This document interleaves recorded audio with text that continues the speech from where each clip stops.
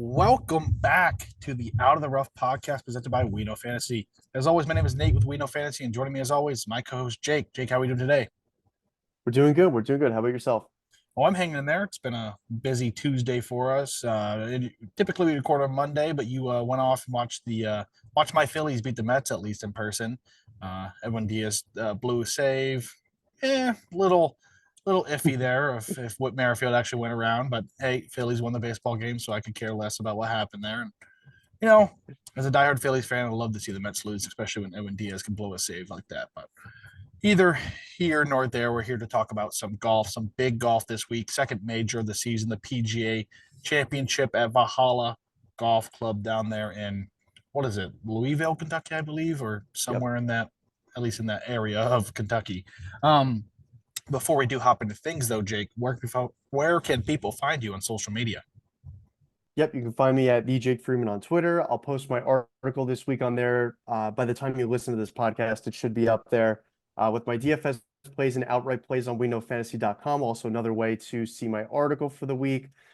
Also, be sure to join the Discord. Link to join that will be in my article, which will be on my Twitter, as I said before.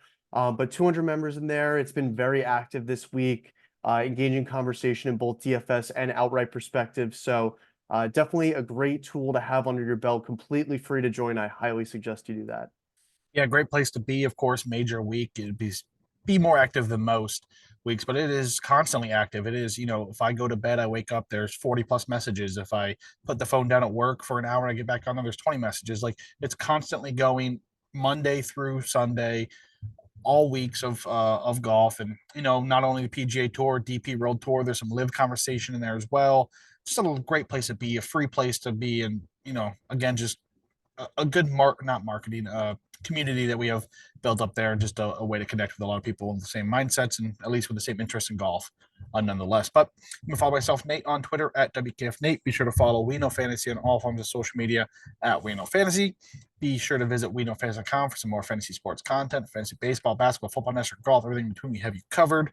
Of course, that's where you can find my Out of the Rough article series, full in-depth breakdown each and every week of the DP World Tour, PGA Tour, and LPGA majors. This week, it is like, man, like 5,000 words long. It's a monster, but a lot of great content in there. Breakdown Valhalla, uh, you know, in depth, and offer three golfers per DFS price range. Of course, we got the 5,000 price range back this week for the PGA Championship, so happy about that. But yeah, there's that on there. And of course, on the We Know Fantasy Podcast Network, you can find the We Know Fantasy NASCAR podcast as well. Cody and Devin, fantastic work they did over there. I think they hit the winner last week. But yeah, making some money on the NASCAR side of things. So let's see if we can make some money here on the PGA Tour side of things, because it has been rough. It has been really rough. And I keep saying that each and Well, every I week. did tip. I did tip Goddard up last week, even though I didn't freaking bet him. I'm so pissed. I decided to take the tournament off because there were just too much unknowns, but I tipped him. So I hope there is at least one person out there who might have listened and put him on their betting card, because I didn't, and I am still hurting over it. Yeah, I mean that was a good one. He ran away with that tournament on the weekend, and just there was no chance anyone was catching him. Same thing. I mean, it was completely different at the Wells Fargo. Rory won by a ton, but it was the back nine that really just blew everyone else in the field out of the water. And we'll go back to this right quick, since we're talking about the content here, this podcast, golf. You know, there's this whole now stigma behind Xander Schauffele. Can he actually win an event? I know he hasn't won a major or one of these new elevated or signature events. It's been a while. Genesis Scottish Open back in 2022, last victory. He's constantly there, man. The guy litters top tens, top fives. I mean, the season alone, I think he like 74% of his tournaments. I'll talk about it later. I'm going to talk about Xander Yep. no matter what I do. But I mean, he didn't choke that tournament. He was beat. I mean, Yes. going into the back nine, I mean, he still could have won that tournament. It wasn't like he played poorly in it. I mean, he still took second by 3 strokes. He was minus 12. Third place was minus 9. It was just Rory who went absolutely berserk, minus 6 on the back nine with a double bogey and a 3-putt par. It was just nothing you could do at that point. He was beaten. That was it. And I know if we go back to like the players, Xander, yeah, probably a choke there with that bogey. And again, no, could have won that tournament if it wasn't for Scotty Scheffler going berserk out of nowhere.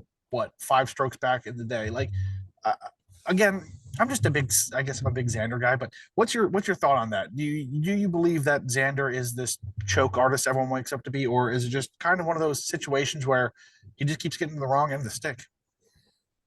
Yeah, I wouldn't define him as a choke artist, but his win equity when he is there, in my eyes, is kind of just dwindling away.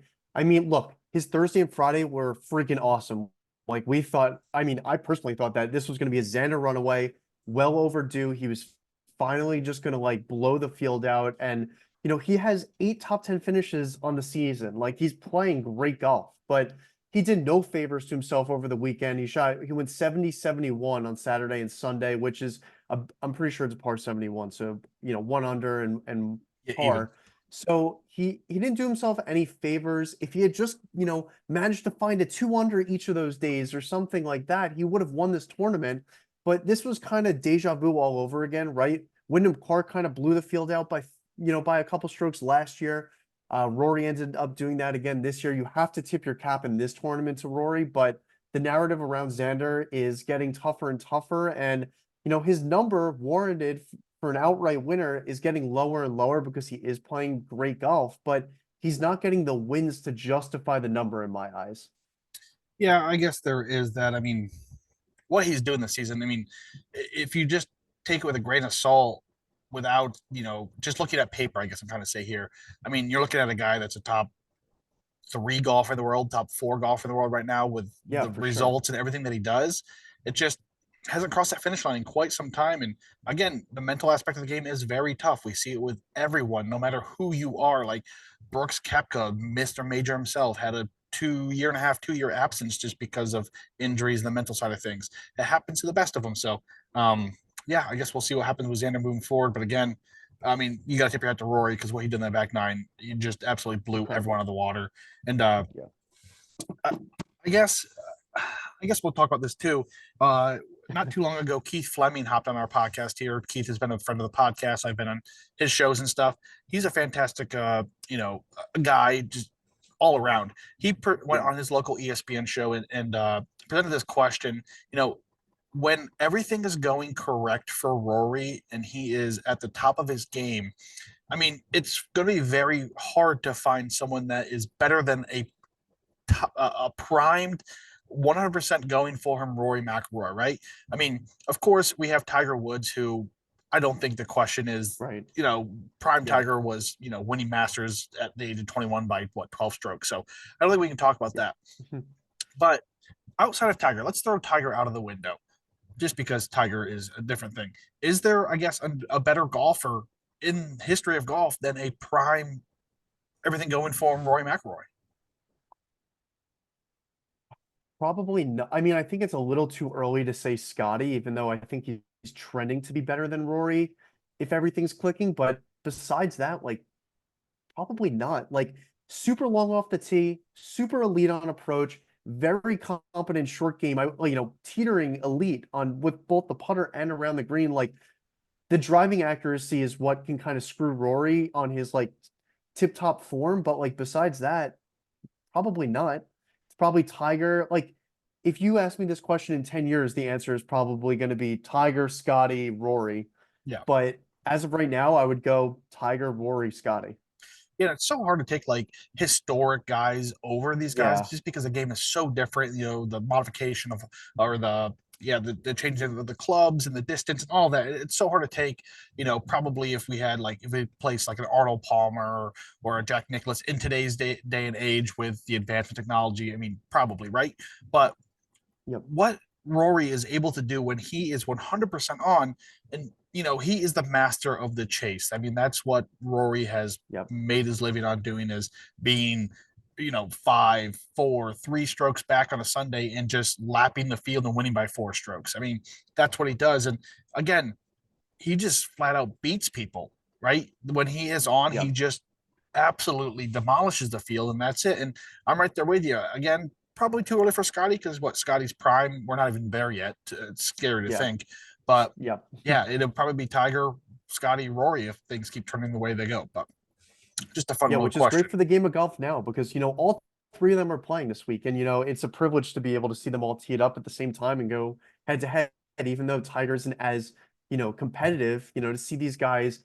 Rory coming off of 2 wins, like Scotty won his last time he teed it up. Rory's won the last 2 times he's teed it up. Like this could be a tournament for the record, or like one of the best tournaments ever, given the form that these guys are coming in with. So I'm excited for this week. I don't know about you. Yeah, it's a big one. And last year I went up to the PGA Championship because it was here in Rochester, New York, not too far from me, and Yep. I was super excited. I went on a Thursday, so I was guaranteed to see Tiger Woods when I bought my tickets. Right, and of course he withdrew after his Masters thing, so I never got to see Tiger in person. But yeah, let's just hop into things, man. Enough beating around the bush. PGA Championship this week, Valhalla Golf Club, 106 playing.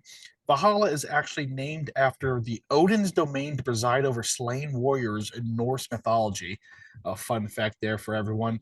But Valhalla has only been in existence for 38 years, and since has gone on to host. This is its fourth PGA Championship, 2014, 2020, or 2000, or 2000. Yeah, right. I'll get there. Yeah, 2000 Tiger Woods won here. 2014, of course, last time we teed it up here, Rory McIlroy won that tournament as well. But 1996 was his first, and Mark Brooks won that one. But this is one of those courses that was one of the quickest risers in like the name of golf. Like it was established in 1986 ish, somewhere around there, 84, and then all of a sudden it's hosted 3 majors, a Ryder Cup, 2 Senior Cups. All of this like historic events being held here, and it goes back to the fact that the PGA owned 50% of the course, so it was one of their flagship courses. Of course, they're going to push the issue on that. But yeah, it's a great venue nonetheless. Like I don't think we can, no matter what we want to say about it. But yeah, the field this week, of course, a major. So we're going to see the world's best golfers all in one place, and even this is the best field we have seen to date on the schedule because the Masters a limited field of just 88 to 90-ish golfers. So a lot of people are missed out there, but this is really it. 156 golfers, all walks of life. We have the live guys, the PGA guys, the DP guys. You got everyone here ready to battle out for the PGA Championship. Qualification criteria, I won't really hound on this. You just know if you're a top quality golfer, you're going to be in this field this week. But despite the qualification measures, the PGA of America did step in and grant a special exemption to 6 golfers in the Live Tour. That included Taylor Gooch, Patrick Reed, Dean Burmester, Adrian Moronk, Lucas Herbert, and David Puig. Those guys would not have qualified under the standard metrics of qualification. So I guess kudos to the PGA of America for stepping in and doing that, right? To get these guys in the field where they rightfully belong. Just on the aspect of golf. But again, the storylines are endless here, of course, with a major Rory McIlroy, back-to-back victories. Last major victory of his 5 was here 10 years ago at Valhalla. Zurich Classic, he went on to win the Wells Fargo, and yeah, having himself a great stretch of events there. Live Golf's Brooks Koepka's back this week. Defending champion won last year at Oak Hill, beating who was it? Victor Hovland was in the mix there down the stretch, and Brooks kind of ran away with it event toward the end. Victor kind of fell apart, but yeah, also looking for his 6th major title, and this will be his 3rd PGA or 4th. I think it'd be his 4th. If he were to win, it would be his 4th, right? I think his quick fact check. 3rd, 4th. Sorry, I'm deleting out the other tournaments on my list. It would be his 4th. Yeah, it would be his 4th. He's won 3 times at the PGA Championship. Yep. 18, 19, and 23. Yep.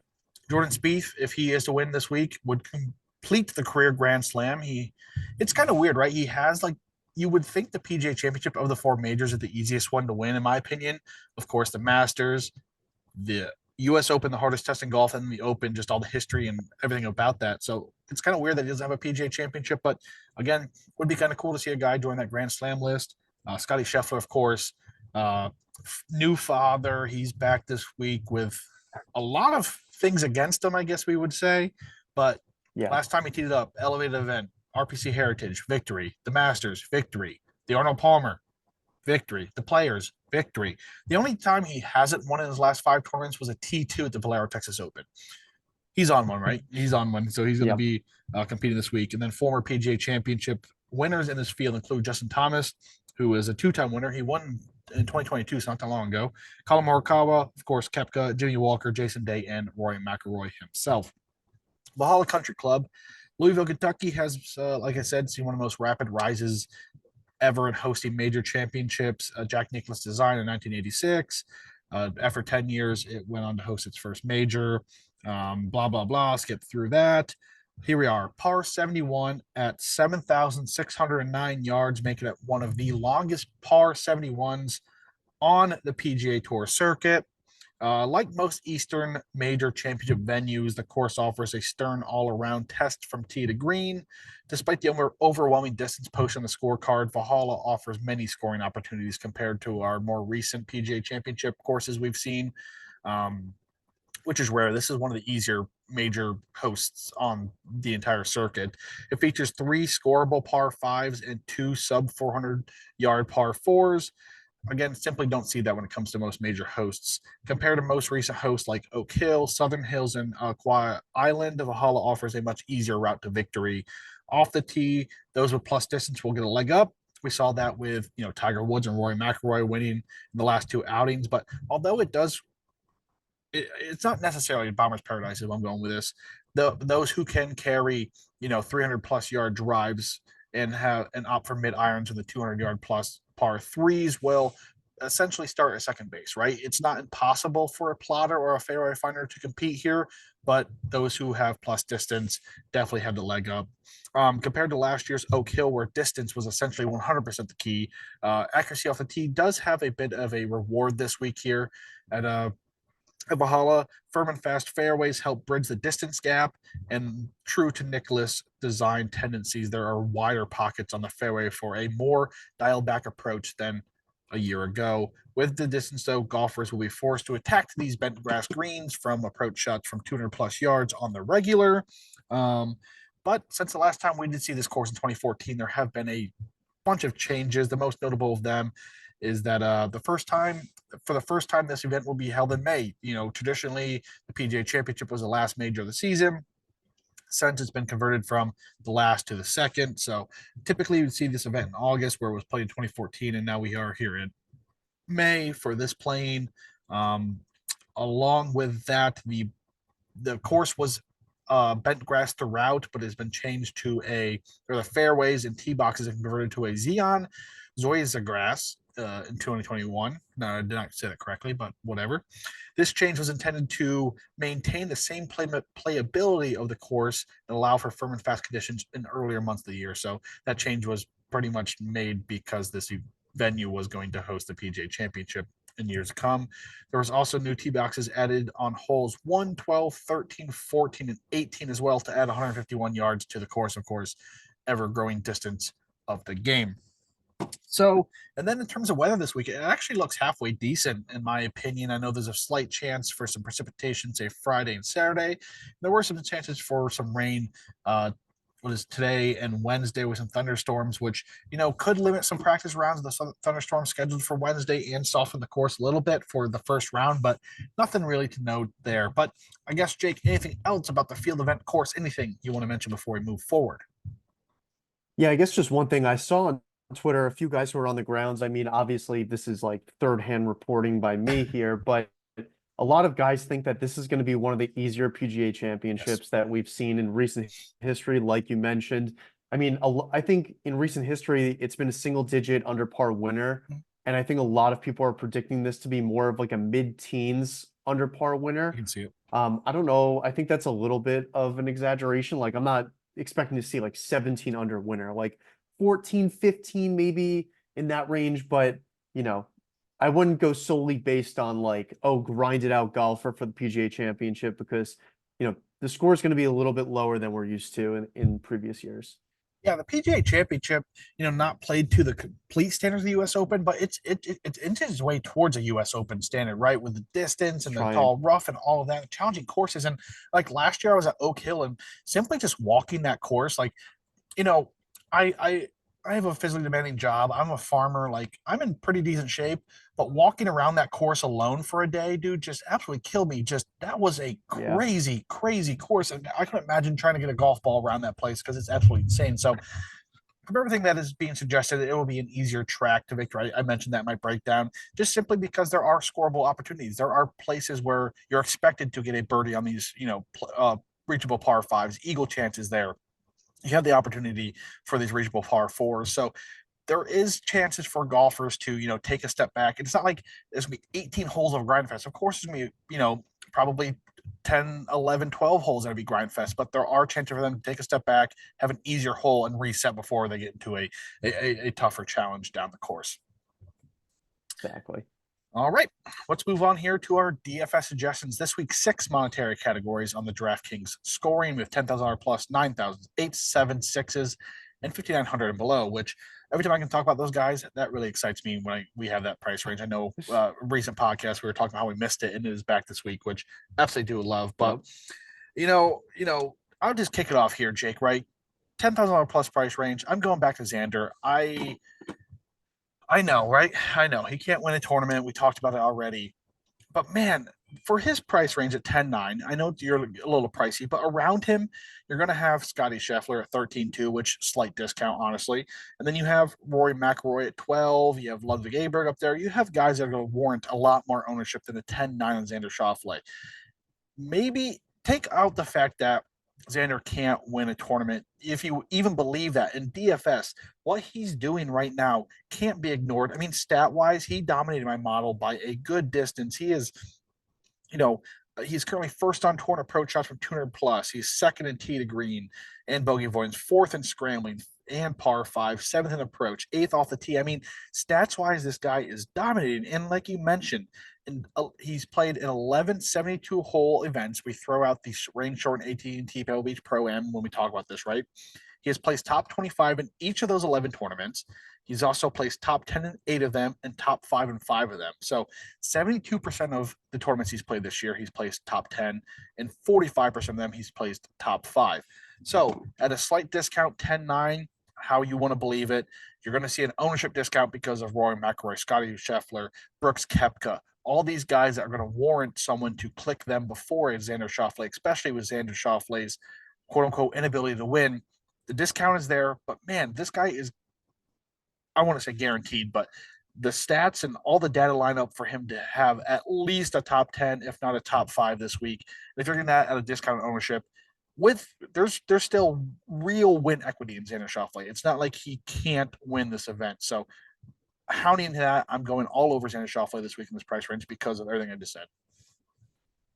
Yeah, I know I didn't post my article yet, so you're not going to believe me, but you pretty much just spoke the words that I wrote down for Xander Schauffele. I'm projecting him at sub 20% ownership, which I think is a hammer. He's as close to a sure thing as you're going to get outside of Scotty Scheffler, in my opinion. And with a lot of things looming over Scotty this week, I don't even know. Like, Xander might be a safer option, but yeah, everything you said, DFS is where I'm comfortable playing Xander because I can't do it in the outright market at the price, but at 10,900, sub 20%, I think he's a hammer in DFS. But yeah, I'll go right into my selection, who I just mentioned before, Scotty Scheffler at 13.2. I think there's a lot of things to talk about him. We don't need to really go into his stat profile, right? Yep. Best tee to green player on PGA Tour, probably one of the best we're going to see in history. His week will be determined by the putter. If he makes putts, he's going to win. If he doesn't, he'll finish top 10. But now that that's out of the way, his wife just had a baby in Texas, so he is at the hospital with her, baby healthy, trying to spend the first few days, few hours with his child before he has to tee it up at a major tournament. Then, I haven't had a kid yet or had that experience, but I assume there were a lot of late nights leading up into this. Probably not the most pleasurable or comfortable experience in the hospital, sitting in the chair waiting, not getting in the practice rounds that some of these other guys are getting in, right? He first has to travel from Texas either tonight or tomorrow to try to maybe get a 9-hole stretch, 18 holes in before he's got to tee it up in a major. Plus, Ted Scott's son is graduating from high school, college, one of those. So he's not going to be on the bag on Saturday. There's just a lot of weird things working against Scotty. So I'm really comfortable playing him in DFS because one, the wife had the kid, so he's not going to withdraw. But two, I think you could even consider him having a discounted ownership in this range because Rory's coming in scorching hot. You have Brooks Koepka coming off of a win, so people are going to gravitate towards him too. I think even though Scotty's going to come in 30% owned, 25% owned, I think that's a discounted ownership, and I'm willing to take my chances there and play him in a few lineups. I mean, I'm right there with you. Is my second suggestion in this price range. Everything you just said there. I mean, things are stacking up against him, but of course, it's Scotty Scheffler. He's going to show up. He's going to probably win this event, whatever, right? Um, Yeah, but yeah, 13-2 again is for what Scotty Scheffler has been doing in the form he is in and how much he's winning. That's a discount rate. He should be like 14,000 to really deter people from playing him this week. But again, 13-2 most expensive guy. Some people just don't play this most expensive guy because of that, right? Because of lineup flexibility. So there's a discount there. I absolutely love Scotty Scheffler this week in the DFS market. Of course, you're not going to play him at 4-1 on the outright market or whatever he's at right now, right? But yeah, absolutely love Scotty Scheffler this week in the same reasons you do. Of course, I mean, Rory's right here as well at 12,000, but again, the ownership's going to be absolutely through the roof because one, Rory McIlroy just on name value alone gets ownership, and for two, he's on yeah. back-to-back victories. Last time he played here in 2014, he won. So yeah, I'm kind of. I mean, the stats tell me I want to play Rory, but I'm just not going to play Rory as well. Yeah. All right, moving on to the 9K price range here, Jake, and there's some interesting names here, but I just feel like the ownership in all of these guys are going to be rather high, in my opinion. My guy here is Wyndham Clark, but after doing all my research, man, he is being suggested by everyone, mainly in the outright market, because Yeah. he opened like 70-1 for a guy like Wyndham Clark, has no right to be 71 Crazy. whatsoever. But I mean, again, 9.5, a good value for Wyndham Clark here, in my opinion.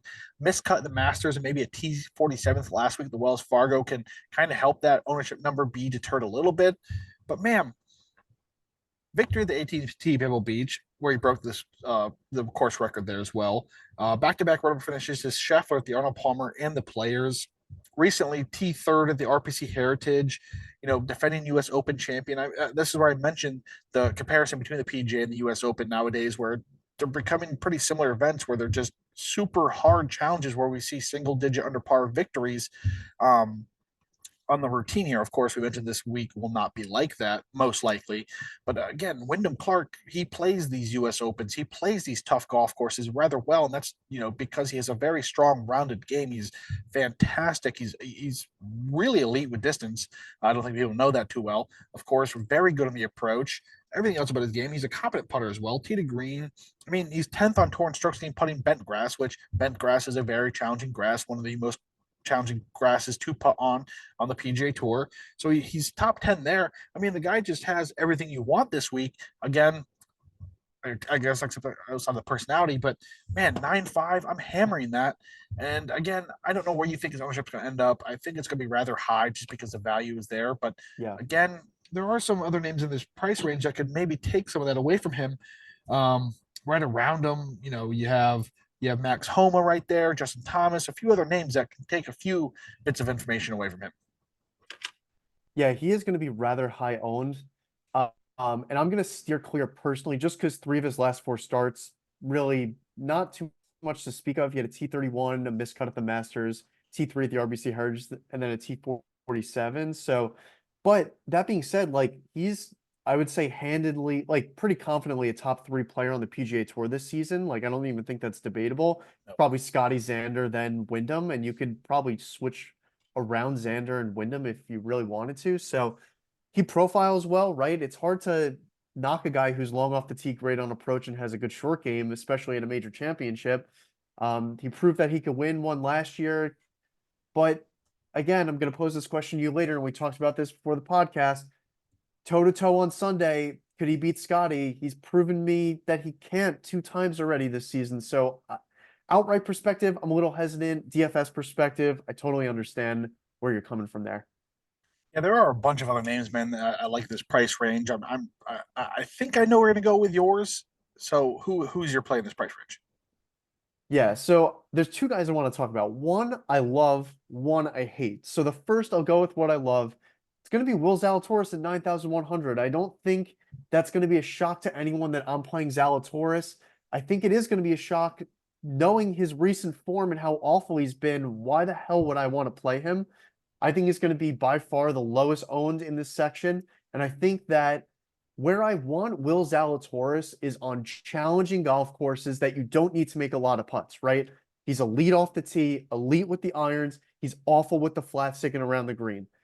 When I'm talking about a tournament where you only need to make a handful of putts and to finish in that, let's say it's on the lower end of the teens, like I said before, let's say it's 12 to 14 under. That's a tournament that I want Zalatoris in versus a Birdie Fest 20 under, 30 under that you're going to need to make putts at. So let's just get the cat out of the, or whatever, the elephant in the room out. Horrible recent form, right? T44 at the RBC Heritage, miscut at the Zurich, a T60 at the Wells Fargo. Having some injury issues, kind of, in and out of tournaments, withdrawing late. Get a T9 at the Masters, which is what I love to see. A T4 at the API, elevated event. T2 at the Genesis, elevated event this season. So elevated events in these big tournaments, he's playing well. He plays well in these harder tournaments like the ones I just listed before. That being said, it really is down to the putter and his health. But at the ownership, I'm happy to go there with Zalatoris. Yeah, I mean, you mentioned it right there. You don't want Zalatoris in a birdie fest because he's not going to win a birdie fest, right? You need the ones that require the all-around game, and you mentioned there a handful of putts. All these golfers will be 2-3 putting these greens this week. There's no doubt about that. You don't have to go up here and bang 40 30 foot putts to be in contention this week. There's no doubt about that. So I do like that aspect of it.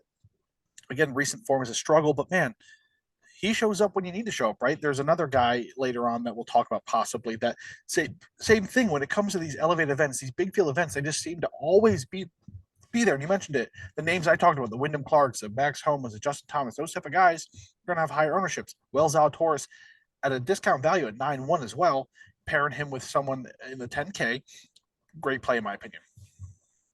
Yeah, I mean, I'm projecting him to come in between 5 and 8% ownership. So in the single digits, for me, because I love him and because I think that if his game is right, he's going to contend. That's just what he does. So it's worth a shot for me. I'm not going to overextend on him. But a guy I need to talk about, everyone on Twitter, he's the most tipped guy.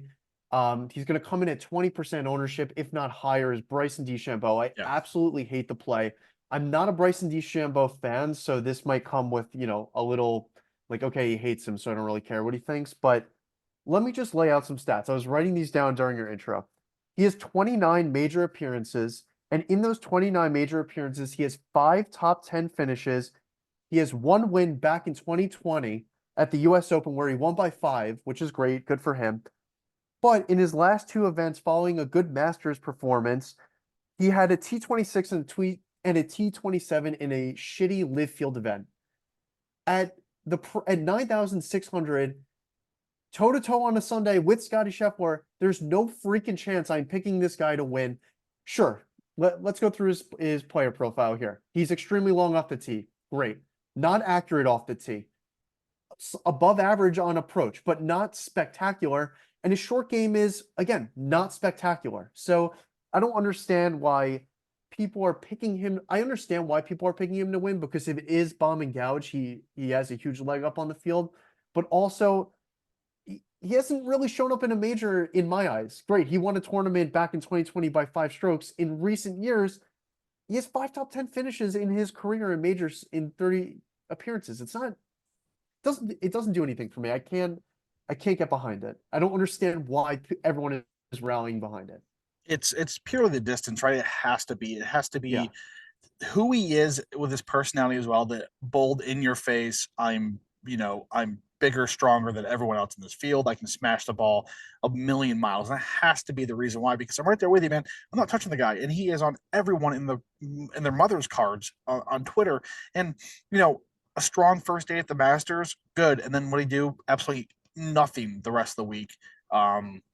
Yeah, I guess it has 65, to be 73, 75, 73. So yeah. 1 incredible day, 3 shit days. Like, Yeah. I'm not running to bet him.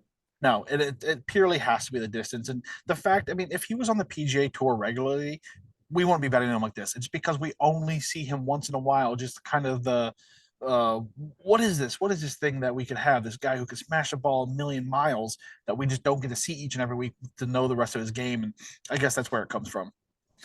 I want to mention a guy I do love in this price range as well, Justin Thomas.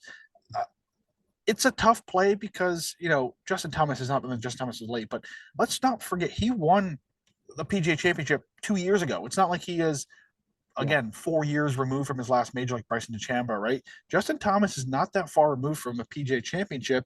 Um, and he's actually has some decent form. I mean, T5th at the RPC Heritage recently, T21st at the Wells Fargo, not that great, but he also plays T12th at the API, T12th at the WM Phoenix Open, T6th at Pebble Beach, T3rd at American Express. I mean, he has some great finishes this season. And we know what we're getting, right? Plus distance off the tee, elite with the approach, elite, if not the world's best around the green when he is on. There's probably no one better than Justin Thomas at this point. And again, it comes on the putter, right? Not a quality Yep. putter whatsoever, but he can spike. I mean, everyone can spike, right? He's also not that great from long irons. 200 plus, he's not been great this season. 154th there, but those irons from 175 to 200, he's 58th. With some plus distance, his approach shots may find themselves in that 175 to 200 more so than the 200 plus. So I like that as well. I mean, if we look at what he did the RPC Heritage, he gained 2.66 strokes putting there as well. So if we can see a spike like that, I think Justin Thomas has a chance to. It's hard to say win this tournament, but a top 10, a top 5 for a guy here that has some discount ownership in this price range as well. Yeah, for sure. He's live. And I mean, he just fired Bones off the bag recently. So he's still getting acclimated with a new caddy and is coming in off of two great finishes. So he's proven that he could win a PGA championship before. Why not? Why can't he do it again? There we go. All right, on the 8K price range here, Jake. There are some good names, some big names in here. Are you going with who I think you're going with? I don't think so, actually. I'm going to say because I'm gonna Heath is in go this with price Sam range. Burns. Yeah, I know, and pretty low in this price range too, but I think he'll garner some ownership. I'm going with the lower owner guy here in Sam Burns at 8,500. This is by far and away my favorite play on the DFS slate this week. Coming in off of a T13 last week, the form before that was pretty abysmal, but what I saw from Sam Burns at the Wells Fargo was exactly what I wanted to see coming into a major. Burns just knows how to perform when the lights turn on. He's one of those guys that you're never surprised when he wins a golf tournament because he has the capability to do it. He started the season off great and then his form tapered off a little bit, but you know, I was surprised. Like one of my friends brought him up to me and I was like, "Oh, he's not that long off the tee." That's completely false. I checked it. He is way longer off the tee than I thought. He's also pretty accurate given that distance, great on approach, and what Sam Burns brings that a lot of guys don't bring with that skill set of long off the tee, great on approach, is he is an elite putter. He is one of the best on tour. It's one of those skill sets that it's hard to not like everywhere it goes, but he's a very streaky golfer. When he's playing well, he's giving you the results you want to see. When he's playing bad, steer absolutely clear of Sam Burns. Given the T13 last week, turning that bad form around, I think I'm trying to catch him on the upswing here at 8,500, projecting him at single digit ownership. My favorite play on the DFS board this week. Yeah, Sam Burns is an all or nothing guy, right? You're either going to get a top 10 or a miscut. There's going to be no P30 out of him this week, right? I do love the play, right? He's one of those guys that just I guess we don't see or talk about enough that he is a very good statistical golfer. I mean, he can win golf court or golf tournaments. He can win majors. He has that type of skill set. I mean, he was on the Ryder Cup team. This is a very, very good golfer that I don't think he gets the respect he deserves because it's a bit of all No. or nothing, right? Because he has those weeks where he's absolutely dreadful, and then some of the weeks where he's like, oh, there's Sam Burns, right? So love that play. I'm going to go with a guy that you typically probably wouldn't fit into this golf course with Hideki Matsuyama 8-6. We're looking for guys with plus distance who can bomb and gouge, and that's not really Hideki Matsuyama, right? But if we look at his stats, though, what else he offers is he's currently second on the tour and around the green work. Fantastic, right? We're going to do that this week. He's also third in strokes game tee to green in the entire PGA Tour, which, again, phenomenal. 13th in scrambling from rough, 19th in proximate hole from 200 plus yards. So he's elite with those long irons. So even if he does offer a maybe not so long distance with the driver, he makes up that with elite long iron play. Love to see that. But he's also 102nd in average driving distance. So he's not that far off from being average with the long stick. In a course that doesn't, it's not like distance is the end all this week, and it's not like he's 150th. He's not Brennan Todd with a driver. He has some decent distance compared with some elite long irons, and everything else there is absolutely what you want. Elite on the approach, he's elite on the long approach, he's elite around the green. Again, putter not great, right? But he does have the ability to spike, and he spikes in big ways when he putts. Yeah. Gained 4.297 at the Genesis, and he also gained the API as well. Again, the Genesis was his fantastic victory, where back nine just ran away with it. Hideki Matsuyama has the ability to win this golf tournament, in my opinion, especially being here at Valhalla. I don't, if it's not Oak Hills, he doesn't win there, but Valhalla's a different story when it comes to these golf tournaments. I think there's real win equity on Hideki Matsuyama at 8-6 this week. And I don't think the ownership's going to be there because, typically we're looking for guys who can smash the ball, and Hideki doesn't smash the ball. But again, everything else there is there for him to compete this week. Yeah, for sure. And I think a lot of people are going to be scared off of him. I Yes. certainly am because I Yep. played him in one DFS lineup last week and he freaking screwed me with drawing 5 minutes before. And if you're not on your game and seeing that notification before the tee off, you're screwed. You're not going to win a tournament with a 5 or 6 and a 0 spot too, nonetheless. So I think that's going to drive some ownership away. There's a lot of question around his health, which when there's question around Hideki's health and he's not highly tipped or owned, that's when When the he guy does it. freaking comes out and bangs a win, and you're like, what the hell is going on? So, I mean, he won at the Genesis off that exact narrative. And look, that being said, at the Players, he lost strokes putting with a T6. At the Valero Texas Open, he lost strokes putting with a T7.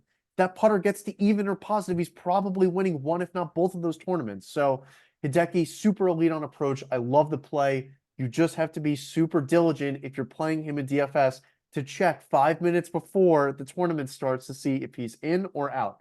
So definitely, I'd suggest if you're playing him to set your alarm and to make sure that he's in. But it's a major tournament. It would Yeah. take something super serious for him not to play, in my opinion. That's the same thing. I think there's a difference between Hideki this year than last year. Is last year he just tried to play through this. He tried to force himself into these Yeah. tournaments where he wasn't comfortable playing, and we saw the results because of that. This year he's not afraid to withdraw 5 minutes before, even an elevator signature event. It helps that he's won one already this season. But yeah, I think it's just more precaution. I don't think he's like, oh, I just don't feel right today. I'm not going to play this golf tournament, and good for him because like you said, these are the times to play Matsuyama when everyone's down on him. Oh, he screwed me last week. He has a back injury again. It's all flaring back up. No, he just took the extra week off, prepare himself for a PGA Championship. He's going to come out firing. And heck, he can even win this thing. 100%. He is one of those guys that I guess, you know what? Let's just go through it as we're talking about these guys. Okay. If Hideki toe-to-toe on Sunday is facing Scotty Scheffler, if Hideki has that look in his eyes where he's putting everything to 3 feet, I think he could beat Scotty Scheffler on a Sunday if he's at his best. I don't know if that's how you feel. No, I do believe if we're talking about if we're playing at Oak Hill, no. But if we're just in a vacuum, we're talking about a standard, say 7,200 yard par 72. Yes, I think that is correct. He has a major victory. He has a Masters victory. He won the Genesis.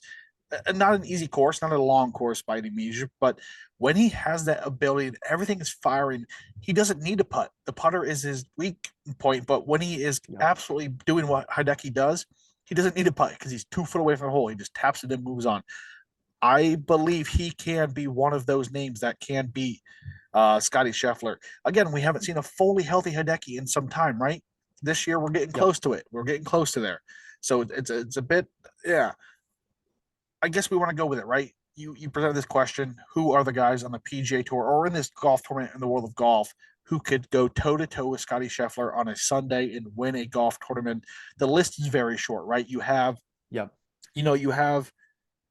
man, Brooks Koepka, of course, can do it. He can. When it comes to a major, all of that, Brooks Koepka can do it.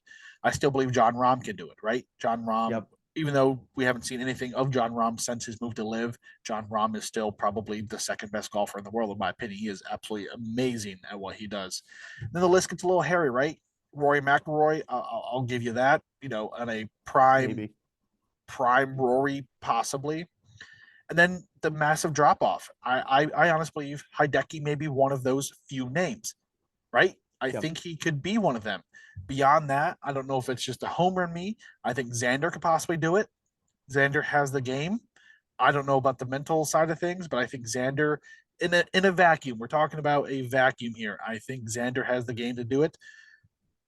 but again, he hasn't proven to do it. He's faulted Yeah. twice to do this.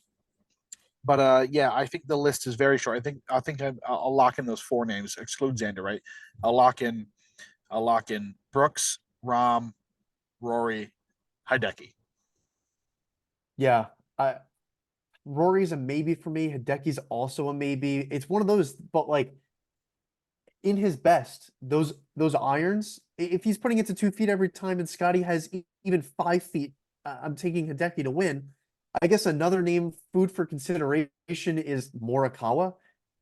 Again, iffy. I'm not positive. It's one of those names that like on the fritz, but like when he's on, it's close, right? I'm still probably taking Scotty Of 9 out of course. 10 times, but toe to toe in a vacuum, I'm not counting out Morikawa.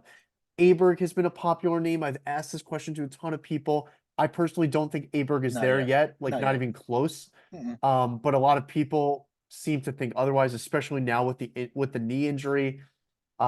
Definitely not this week, in my opinion. I think people are crazy to bet or even play him in Oh my DFS, but God. Yeah. those were the popular names. I mean, Holm proven he couldn't do it.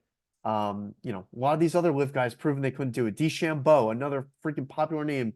That guy's gonna drive me nuts all week. And look, I'm sure I'm gonna get clipped on YouTube when the guy has a top finish or if he wins this goddamn tournament. But I, I just, I'm taking Scotty 1,000 times out of 1,000. I don't think DeChambeau beats him on a No. Sunday. Yeah, I really like the presentation of Colin Morikawa there because again, we haven't seen a primed Morikawa in some time, and just like Hideki, when Colin Morikawa's irons are on, again, the putter doesn't need to be going because the putter is non-existent. You don't need a putter when you tap in for 2 foot birdies or 2 foot or 5 foot eagles. That's the type of iron play you're getting out of a Hideki and Colin Morikawa. Um, I guess yeah. two more names to think about here. Like peak performance, I think Cam Smith is another name you got to consider, even though the recent form has Oh been my God. Yeah. garbage. And Victor Hovland, another recent form garbage, but he proves last year He he did it. chased down He did Scotty it. and he successfully did it. So I guess those two names are more like on recent form, absolutely No. not, but long-term history, probably yes. Yeah. Victor Hovland. I mean, he not only beat Scotty, he chased him down and beat him. For Yeah. the biggest monetary prize in the sport. So that's another name. I don't know if May. I won't even say that. No, I was going to say Justin Thomas, but No. no, I don't. Even if Justin Thomas doesn't need a putt, he can't. But yeah, I think that's it. I think there's realistically what two Brooks and Yeah. Rom. That's it. Yep. Yep.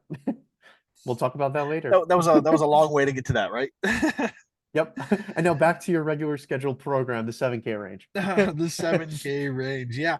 A lot of good plays here, in my opinion. And again, I'm going to go with, there's two guys I'm talking about, right? And they're pretty much the same golfer and for the same reasons. We're talking DFS here, nothing without rights. DFS plays 7K price range. I like Alex Noren at 7-2 and I like Siwoo Kim. Where's Siwoo? 7-7. The only reason I like these two guys is because they're pretty much locks to make the cut in every tournament they play. You mentioned Yep. it, the biggest hurdle in DFS is getting 6 for 6 in the weekend. You can't make money until you get 6 for 6. I don't care Yep. if you have, I mean, again, if you have like 5 top 5s, maybe, but you Right. can't realistically make money in these big tournaments unless you have the 6 for 6. And Noren, again, no distance whatsoever off the tee. I guess he's not that short, but he doesn't have the No, plus distance he's okay. you want. But again, TPC Craig Ranch qualifies for distance, and he went and posted a fantastic performance there. So there's that. He's also very quietly placed in the top 28 and 8 of his tournaments he's played this season, where he's played 11 and made the cut each and every single one of them. So that's the Noren aspect. I mean, you're getting great around the green work. He scrambles. He's top on tour in scrambling from the rough. So bogey avoidance is there as well. Tee to green, he's actually 8th on tour and strokes gained tee to green, which was a stat that kind of blew me away, right? Um, yeah, even 44th in strokes gained putting on bent grass. I mean, he does everything you want. Again, distance 119th, not the shortest guy, not the longest by any mean. But again, putting your trust in Noren to make the cut at this point where he's made 11 on the season with 8 top 25s, why not? The same story goes for Siwoo Kim. Siwoo Kim is drastically shorter than Alex Noren is, but Siwoo Kim has made the cut in 13 events he's played this season with a top 25 in 9 of them. So these are the safe plays. These are not the guys that are going to go out and win this tournament. There's no way in this world Alex Noren or Siwoo Kim wins the PGA Championship. But are they make the cut? Probably, right? That's what data and all of Yeah. this work that we do leading up into this podcast and our suggestions tells us. They're going to make the cut. Stats wise, not the type of guys you would handpick to compete at this golf course, but they're two guys you'd pick to make the cut to get yourself to that 66 in the weekend. That's basically the entire reason I have these two on this card. Again, not my card, my DFS play, because again, not going to win, but we're making the cut here with these two guys. Yeah, and sorry to circle back to this, but like this is why Xander is such a value play, right? Because if you're playing guys like Noren and Siwoo, if you want to take down a contest and really win the whole thing, obviously you have to play ownership percentages, right? But also you pretty much need to have the winner in your lineup in order to win a contest. And playing a guy like Xander, who a lot of people perceive as not having much win equity compared to guys like Rory, Scheffler, what's his name? Kepka, Rom, all those names around him. That's why Xander becomes so valuable because, the ownership is going to be cheaper because he doesn't have the win equity. And if you search lower, the chances of you having a winner are lower. But circling back to this, Noren is probably my favorite play out of the two you mentioned, coming in at a projected 7% chip in my model.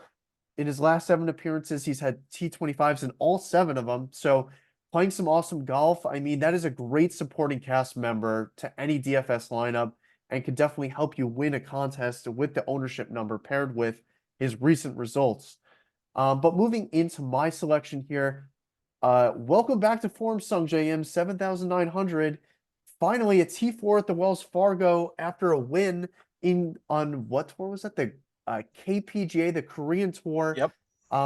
It was one of those that like, where the freak has Sungjae Im been all season? A T12 at the RBC Heritage. We're like, okay, maybe Sungjae's back. Let's try to get some form around him. He won this Korean Tour event and then finished a T4 last week at the Wells Fargo, where he was lingering around that leaderboard all weekend and really all week. He shot himself in the foot on Sunday with a 73, but 68, 68, 69, 73. That's a great tournament leading into a major. I'm happy to add him into my lineups at 7,900.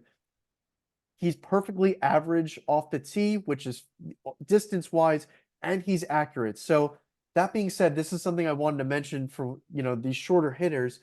The average driving distance on the PGA Tour is like 295 yards. Like, we're not talking about Yeah. Brendan Todd, like you said, that's, 240, 250 off the tee, and like you really got to hit your long irons well. Like, these guys still freaking mash the ball. So I'm not all too concerned with tour average or slightly below tour average guys, but tour average distance, extremely accurate off the tee. We know he can get those irons going, and he packs a great short game, elite around the green, great with the putter. Rounding himself into form, maybe still getting a little discount on the ownership because earlier in the year the form's been so bad. But I love Sungjae Im at the price, given the opportunity and the current form. Dude, I absolutely love that play. Everything you just said, man. When it comes down to it, when you're looking at guys in this price range, typically you have, not to throw shade at like Alex Noren or Siwoo Kim, but Sungjae Im is definitely a better golfer than those guys. I know Siwoo and Alex have been around for a long time, and they're pretty much just cut merchants, right? They're here to make the cut, and get a paycheck. I mean, Siwoo's won the Players. He's done some big things, but Sungjae is kind of in a class on his own when it comes to guys in this price range, in my opinion. On pure talent alone, right?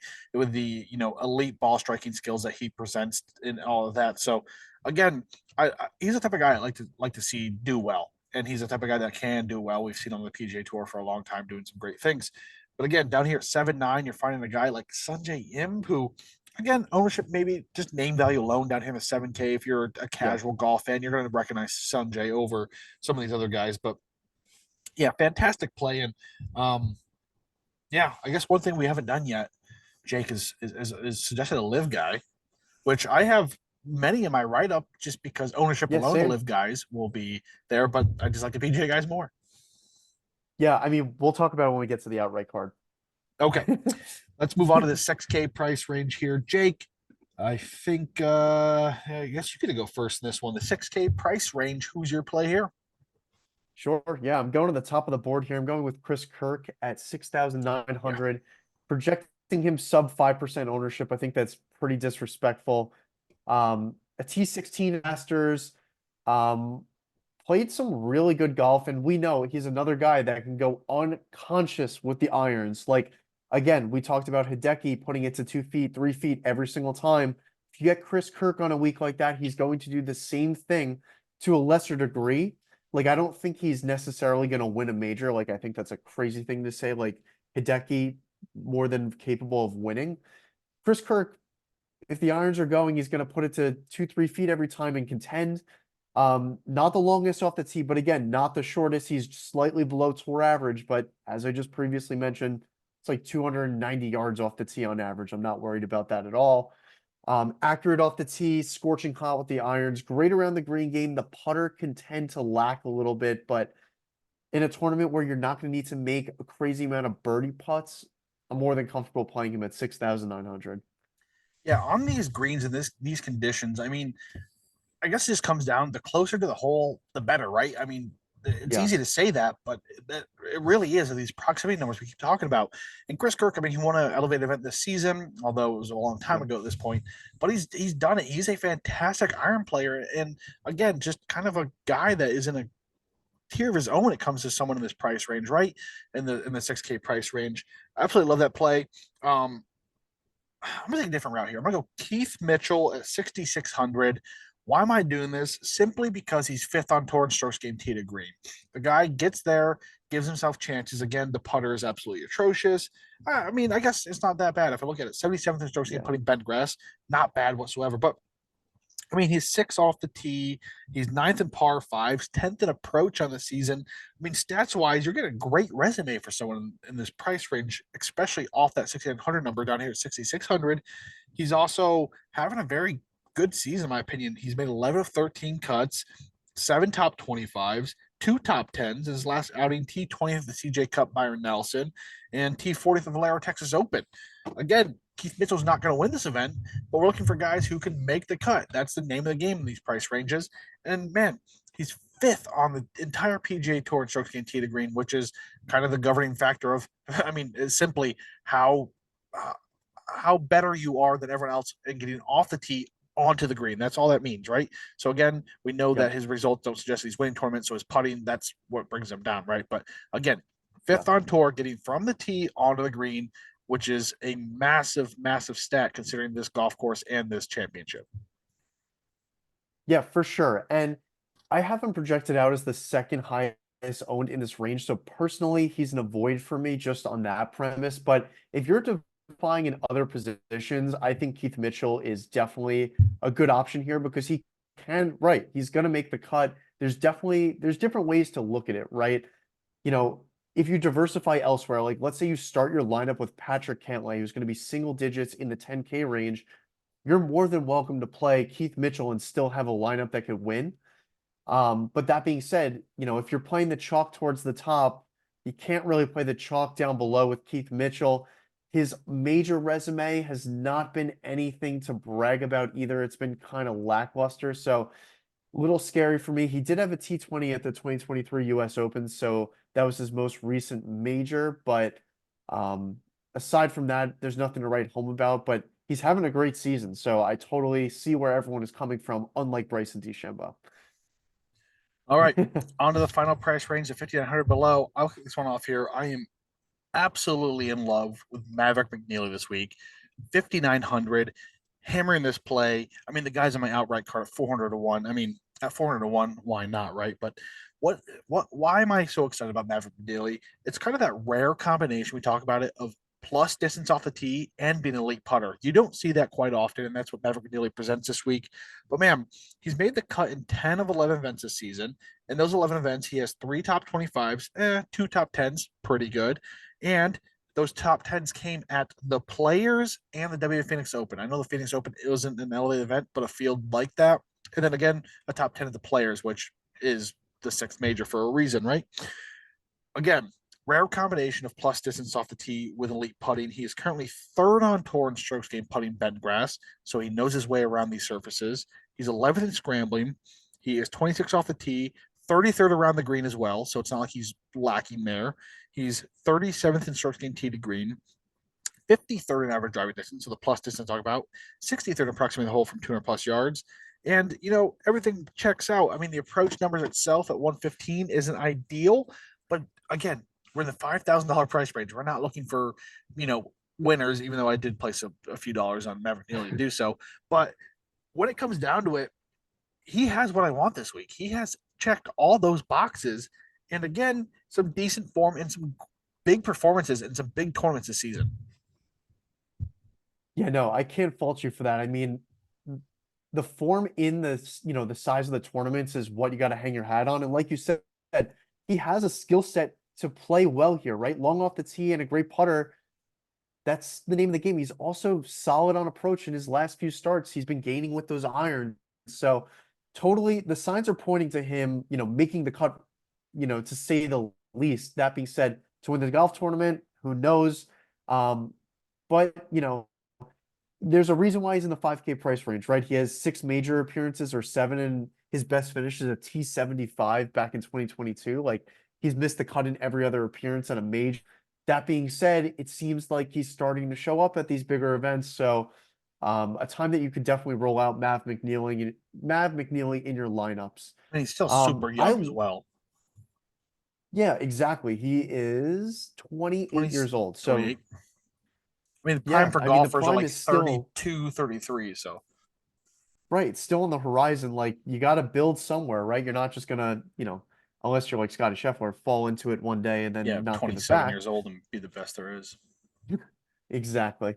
But yeah, no, what better time to start than now? But I love both of my plays here. They're more towards the top of the range. I'll mention this first guy quickly, then I'll go into the second guy who I like a little bit more in depth. But Robert McIntyre, 5,900, tipped him last figured week, you'd be finished going that way. T13. You're He's quietly becoming competed like in a big Robert events. McIntyre guy. Like, you're becoming a Yeah, stan of I this love guy. him. I mean, yeah, he's one of my favorites. DP World Tour, converted to PGA Tour. Just he can show up when the lights are on. It's a rare guy where you're just like in this price range, right? In the 5K range, he's competed with Rory McIlroy at the Scottish Open. He lost that tournament but finished second to him. Like, he has the ability to have really spike high finishes in tournaments. He's also played well at the Masters a couple of times, I believe, a T12 and a T23. He hasn't really shown up at the PGA Championship that's the knock on him, but 5,900 coming in on some decent form. I think it's worth a shot. He's long off the tee and about average everywhere else except for driving accuracy. So, I'm interested in him, but the guy I want to talk about more, 5,700, Eric Van Rooyen, another guy who had an awesome week last week at Myrtle Beach.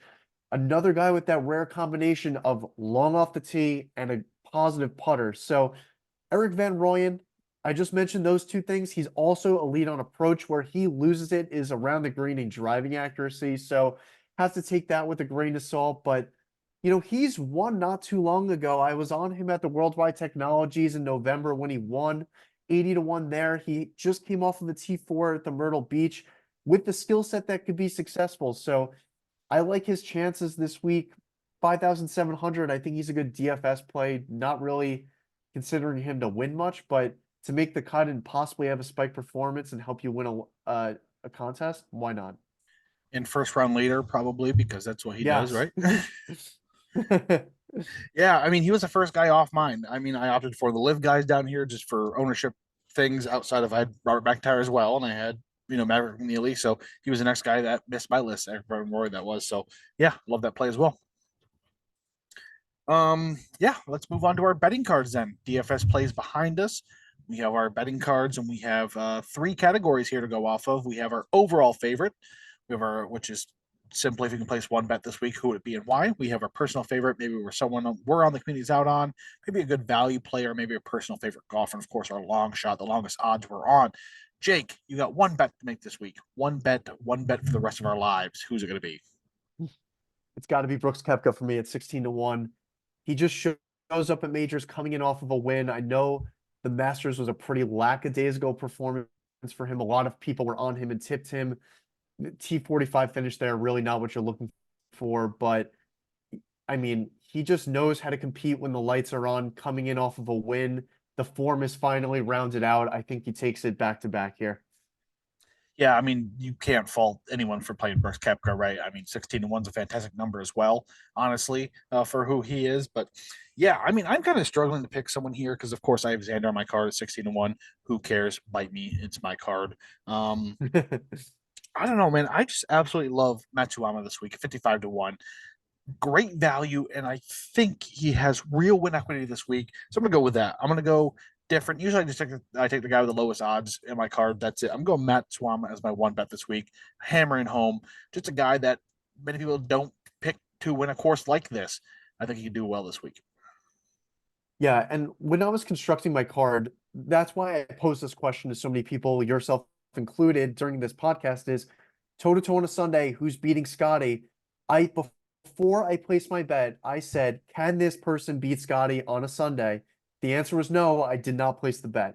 That's why Brooks Koepka's on my card, and that's why I love that Matsuyama's on your card because toe-to-toe on a Sunday, there's no harm, no foul, right? If he withdraws before the tournament, you get your money back. Who cares? But if he's playing and he's playing his best, he could beat Scotty on a Sunday. So I like that play.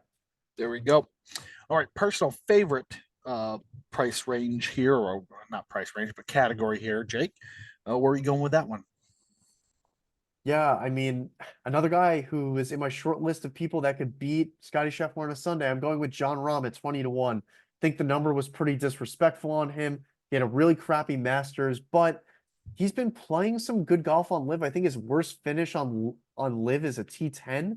So like I know that the fields aren't as great. I know it's not as competitive, but still placing top 10 in every single tournament. He tees it up in there long off the tee, a lead on approach, and can get the putter going. When John Rahm's at his best, he can beat Scotty Scheffler on a Sunday.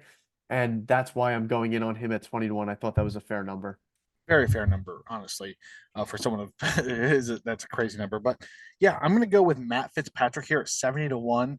Again, not on our list of who can beat Scotty Scheffler on a Sunday, but former major champion. He's just one of those guys that is so fundamentally sound, even though he does that cross-handed approach or around the green that I can't stand to Yep. watch. But man, 70-1 here in this field with a former major champion. I don't think it's that far off that Matt Fitzpatrick could win again here in the PGA Championship. What was it, 2 years ago when he won? No. What did he win? He won in 2022, the US Open. U.S. Open. This guy won a U.S. Open. Forgot about that. Yeah. But yeah, former major champion, 70-1. Just great value, honestly. I mean, that's basically why he's here. 70-1 for a guy like Matt Fitzpatrick. Instant slap for me. Yeah, no, I can't fault you on the number. And also, I mean, he looked lost last week. I think we were both on He him, and did. I was like, oh Yeah. my God. But that's why his number is 70-1 now. If he played well, we probably would have seen it 30-1. So can't fault you for that. All right. On to our long shot, Jake. Who is it and why? Yeah, this is rounding out my card. It's a short card for me. I've got four players. They're the same two long shot odds. I would not be able to sleep at night if one of these guys won the PGA Championship, and I did not bet them. So, as everyone could probably guess if you've listened to the show before, Will Zalatoris, Sahith Theegala, 70-1 each.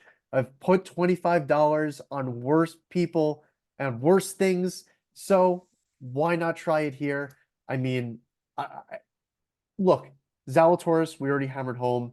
It's going to be a low scoring tournament, higher than we usually would. But that being said, in relative perspective, low scoring, and that's the tournament that I want him at. Tagala could turn that magic beans on at any time and just, he can win. And he has the ability to do it. He has the skill set, the mental capacity. If he's going against Scotty, I'm not going to be comfortable at all. But if Scotty's out of it and Tigala's got the magic going on Sunday, I wouldn't be able to sleep by myself knowing that I did not have that ticket. That's a lot of where I come from with some of my guys here, like Maverick Neely, 400-1. Of course, he's not going to win this event. But if I were to talk about him in our DFS suggestions and not put a few dollars on him and he goes on to win this out of some improbability, I would not be able to sleep at night. And of course, Tom Kim Yeah. makes an appearance here at 120-1. Same thing. If Tom Kim were to win a major and I wasn't on Tom Kim, I would not be well. And I mean, I hate to say this, I'm not public about this one, but I'm a big Taylor Gooch fan. So he's also Oh, he's also on my betting card. But uh, I mean, honestly, realistically, Matt Fitzpatrick's my longest odds at 70 to 1, and I have Gooch at 100 to 1, Tom Kim at 120 to 1, and then Matt McNeil 400 to 1. I just absolutely love what McNeely presents this week. But yeah, those are my long shot plays. Realistically, if I were to take out just like the homerism and my favoritism, I have like 5 guys on my card, and then I just added in the ones that I would not be able to sleep at night if they won and I was not betting them. Yeah, I couldn't fit Homa on my card. That's another guy that like if he wins, I'm gonna be so pissed because that I didn't have him. I'm gonna be so happy for him. But at 30 to 1, I could or 35, whatever he's at now, like couldn't fit him in. But oh my God. He proved at the Masters he didn't make the mistake. I mean, he just got unlucky and you know, it's one of those that would it surprise me if he won on Sunday? No, I'd be, pretty hard to sleep. For sure, for sure. But all right, Jake, that's it. PGA Championship, second major of the season, kicking off here. As you're listening to this, tomorrow, kicking it off. So, which kind of sucks. I have a really busy Thursday and Friday my work schedule. Um, Yeah. Typically I like to make way for everything, but everything that was supposed to happen at the start of this week got pushed to the end of this week. So it wasn't my fault. It's not like I was scheduling meetings and like that. But hopefully I can still find some time to catch some early action here at Valhalla. And of course on the weekend. Oh man, actually I'm playing in a golf tournament on Sunday. Same thing happened Oh, last year. nice. I played in a tournament and must I didn't think about that. But yeah, I watched Brooks Koepka on the card from the phone of the golf cart as I'm playing a golf tournament. That helped, as he won. But yeah, it's just gonna be a great week of golf. The first full field major, of the season. All the world's best in one place. This is going to be a great time nonetheless. But I guess Jake, anything else here about the event before we sign things off? I think you covered it. I mean, I'm I so probably asked excited you for that this already, didn't I? weekend. I don't know, but I mean, Scotty coming in on his most recent tournament with a win. Rory coming in most recent tournament with a win. Kepka most recent tournament coming in with a win. So, I mean, this could be one of the best tournaments that we watch all year. Now that I've said that, it's probably going to be a blow away by some random person that we've never heard of. But all the stars are aligning for a great week here, and I'm super excited. Yeah, as long as that person we haven't heard of is Maverick Neely, I'll be very happy about that. But no, it's going to be a great one. Nonetheless, you mentioned everything there about that. But one more time, Jake, you can find me on social media. Yep, you can find me at DJ Freeman on Twitter. I'm going to post my article there tonight or in the morning. So by the time you listen to this, you will see it on my Twitter. Also, be sure to join the Discord. Link will be in my article. So be sure to check that out in there too. 200 members in there. Completely free to join. Ask any questions you want. I think I've said this before, but even if you just drop a name with no context, you'll start a conversation around that player. So if you're like, what do people think of, I don't know, Joaquin Neiman this week? Just put Neiman and people will start talking about him. So, great place to join, great source to have, completely free to join. Be sure to do that if you're interested. Jake, I don't know how I never mentioned this. I put the Discord link every single week in the podcast description. So if you're listening to this on, Apple, Spotify, you can just click on your app and you can click the link to the Discord. The only place you can't find is YouTube because they don't let you do that.